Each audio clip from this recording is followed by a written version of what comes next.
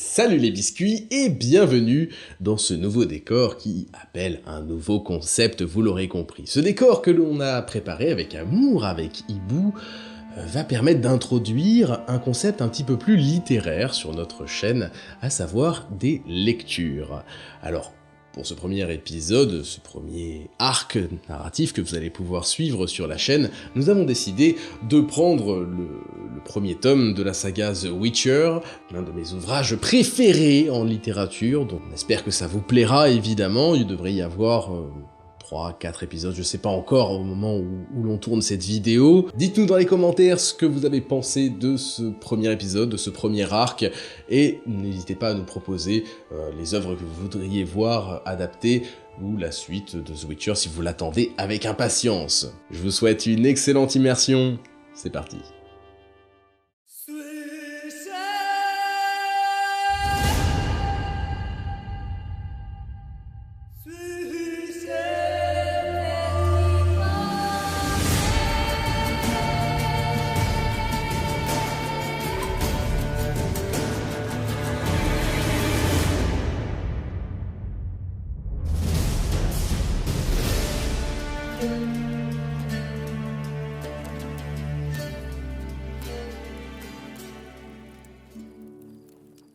Elle arriva chez lui au petit matin.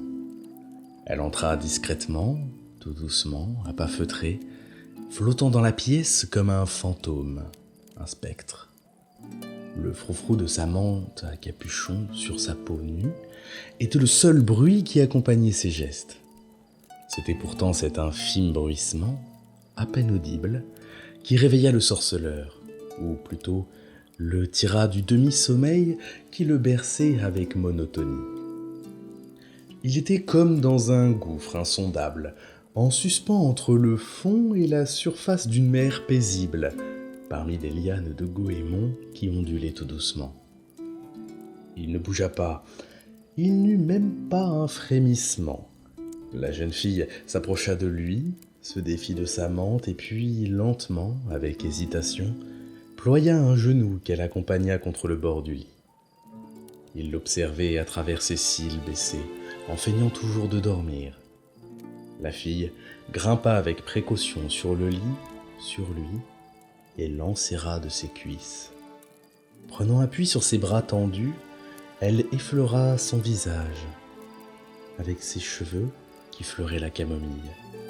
Résolue et comme impatiente, elle se pencha, lui caressant la paupière, la joue, la bouche, de la pointe de ses seins. Il sourit et l'attrapa par les épaules, d'un geste très lent, avec retenue et délicatesse.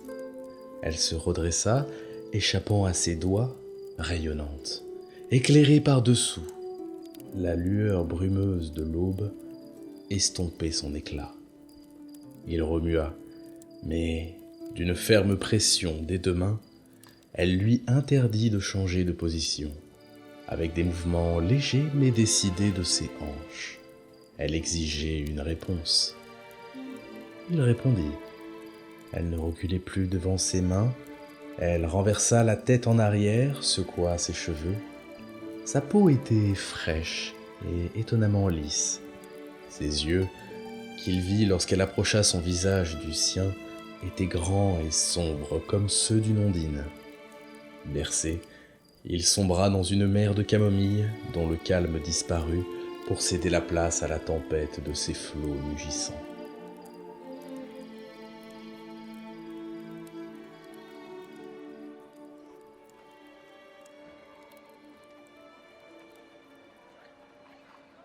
On raconta par la suite que l'homme était arrivé par le nord, par la porte des Cordiers.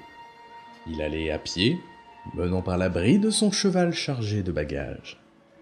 L'après-midi était bien avancé. Cordier et Bourrelier avaient déjà fermé leurs échoppes. La ruelle était déserte. En dépit de la chaleur, l'homme portait un manteau noir jeté sur ses épaules. Il attirait l'attention. Il s'arrêta devant l'auberge au vieux Naracor. Il resta planté là quelques minutes à écouter le brouhaha des conversations. L'auberge, comme d'habitude à cette heure, était noire de monde. L'inconnu n'entra pas au vieux Naracor. Il entraîna son cheval plus loin, vers le bas de la rue où se trouvait un autre cabaret plus petit, qui s'appelait Au Renard. Le cabaret était vide. Il n'avait pas très bonne réputation. Le patron leva la tête de son tonneau de cornichons marinés pour toiser son client. L'étranger, qui n'avait pas ôté son manteau, se tenait devant le comptoir, raide, figé. Il ne disait mot. « Qu'est-ce que ce sera ?»« Une bière, » répondit l'inconnu. Il avait une voix désagréable. Le cabaretier s'essuya les mains à son tablier de toile et remplit un boc en grès. Le pot était ébréché. L'inconnu n'était pas vieux, mais il avait les cheveux pratiquement blancs. Sous son manteau, il portait un pourpoint de cuir râpé, lacé à l'encolure et sur les manches. Quand il se débarrassa de son manteau, tous remarquèrent le glaive suspendu à sa ceinture dans son dos. Qu'il eût une arme n'avait en soi rien de bien étonnant. À Vizima, presque tout le monde se promenait armé. Cependant, personne ne portait son glaive suspendu dans le dos comme un arc ou un carquois. L'inconnu n'alla pas s'asseoir à une table. Au milieu des rares clients, il resta au comptoir, scrutant le cabaretier. Il avala une gorgée de bière. « Je cherche une chambre pour la nuit. »« Y en a pas !» grogna le cabaretier en considérant les bottes de son client, sales et poussiéreuses. « Allez voir au vieux Naracor. »« Je préférerais ici. »« Y en a pas !» Le cabaretier identifia l'accent de l'inconnu. C'était un rive. « Je paierai, » dit l'inconnu à voix basse, marquant comme une hésitation. C'est alors que toute cette horrible histoire a commencé.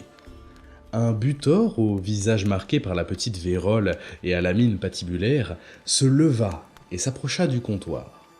Il n'avait pas quitté l'étranger des yeux depuis son entrée dans le cabaret. Ses deux compagnons vinrent se placer juste derrière lui, à 2 pas au plus. « Y en a pas, gredin. Vagabond de rive !» râla le grelier en serrant l'inconnu de près. « On n'a pas besoin de types comme toi par ici. Vizima est une ville bien. » L'inconnu prit son boc et s'écarta. Il regarda le cabaretier, mais celui-ci évitait son regard. Il n'avait pas la moindre intention de défendre le rive. Après tout, qui est-ce qui aimait les rives ? « Tous les rives sont des voleurs !» poursuivit le grelais, qui puait la bière, l'ail et la méchanceté. « Tu entends ce que je te dis, hein, espèce de pan de nuit !»« Il n'entend pas. Il a de la merde dans les oreilles !» dit l'un de ses 2 acolytes, ce qui provoqua le ricanement de l'autre. « Paix et fiche le camp !» hurla le grelais. Alors seulement, l'inconnu le regarda. Je finis ma bière. « On va t'y aider !» grinça le butor. L'homme envoya promener le boc que tenait le rive, puis attrapa celui-ci par l'épaule en glissant les doigts sous le baudrier qui lui barrait la poitrine en diagonale. L'un de ses compagnons leva le poing, prêt à frapper. L'étranger se tortilla comme un ver et déséquilibra le grelais. Il dégaina son glaive, qui siffla dans son fourreau et brilla d'un bref éclat en réfléchissant la lumière des lanternes. Ce fut la confusion générale, des cris. Un des clients se rua vers la sortie.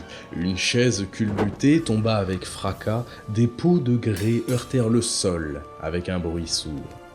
Les lèvres tremblantes, le cabaretier contemplait le crâne horriblement défoncé du grelais qui se laissait choir. Les doigts agrippés au comptoir, puis disparaissaient de sa vue comme s'il se noyait. Les 2 autres gisaient par terre, l'un ne bougeait plus, l'autre se tordait dans des mouvements convulsifs, au milieu d'une flaque sombre qui s'agrandissait à vue d'œil. Un cri aigu de femme, hystérique, vrillant les oreilles, vibra dans l'air. Le patron du cabaret eut un hoquet et se mit à vomir. L'étranger recula contre le mur, ramassé, crispé, sur ses gardes. Tenant son glaive à deux mains, il fouettait l'air de la pointe. Personne ne bougeait. La terreur, telle de la boue glacée, recouvrait les visages, paralysait les membres, obstruait les gorges. Des gardes firent irruption dans le cabaret en faisant grand tapage. Ils étaient 3. Ils devaient se trouver à proximité. Ils tenaient leur martinet prêt à entrer en action, mais dégainèrent leurs glaives dès qu'ils aperçurent les cadavres. Le Rive s'adossa au mur. De sa main gauche, il tira un poignard glissé dans sa botte. « Lâche ça !» hurla un garde d'une voix tremblante. « Lâche ça, bandit, et suis-nous !» Un deuxième garde donna un coup de pied dans une table qui l'empêchait d'atteindre le Rive par le flanc. « File chercher du renfort, Tresca !» hurla-t-il au troisième, resté près de la porte. « Inutile !» fit l'inconnu en baissant son glaive. « J'y vais tout seul. » « Tu vas nous suivre, graine de chien, et au bout d'une corde !» gueula le garde tout tremblant. « Lâche ton glaive, sinon je te défonce le crâne !» Le Rive se redressa. Il s'empara prestement d'une dague, dissimulée sous son aisselle gauche et, brandissant son bras droit dans la direction des gardes, traça dans l'air un signe rapide et compliqué. On vit alors scintiller les clous dont étaient généreusement garnies les manchettes de son pourpoint de cuir, qui lui montait jusqu'au coude. Les gardes reculèrent aussitôt en se protégeant la figure de leurs avant-bras. Un client se leva d'un bond, un autre s'enfuit vers la porte. La femme poussa un nouveau cri sauvage et terrifiant. « J'y vais tout seul !» répéta l'inconnu d'une voix sonore, métallique. « Et vous 3, marchez devant. Conduisez-moi chez le burgrave. Je ne connais pas le chemin. »« Oui, seigneur !» bredouilla l'un des gardes avec un air penaud. Il avança vers la sortie en jetant des regards inquiets autour de lui. Les 2 autres le suivirent précipitamment, en marchant à reculons. L'inconnu les imita en rangeant son glaive dans son fourreau et son poignard dans sa botte. Tandis qu'il passait devant les tables, les clients se cachaient la tête sous les pans de leurs vêtements.